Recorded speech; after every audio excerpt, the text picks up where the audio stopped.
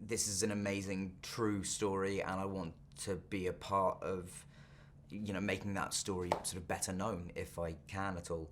And I really got on with the script came through my agents, and I really got on with Greg, the director, when we spoke on the phone, and went on to have like a great relationship with him during filming, and he's awesome.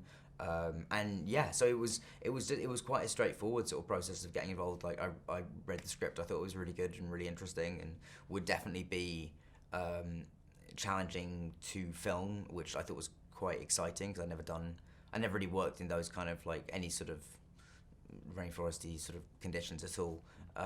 So I thought that would be just really interesting and as you say, just a great story. That was what attracted me to it. Cool.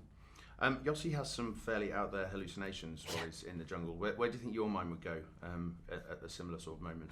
I think that I think it would 100% all be food related, the same as Yossi's are. I mean, I think when you're in that state, you kind of go down to some like very primal sort of drives, which is probably like food, shelter, and then companionship. Not by which I do not mean anything sort of sexual, because that was something I talked to Yossi about, and I was like, he was like, he was very specific about that. He said you want to be with someone, but in no kind, you're not thinking about sex at all. It's just like you just need some kind of human contact. So I'm sure it would be about those three things probably, but mainly food. I mean, as you say, it's an incredible story of survival. What have you got any sort of touch notes that are comparable films that, for example, that you would sort of go see it in a similar vein? I don't know. Not really. I mean, I guess, Castaway, or but that's the thing. I don't want to like. I'd rather just let other people.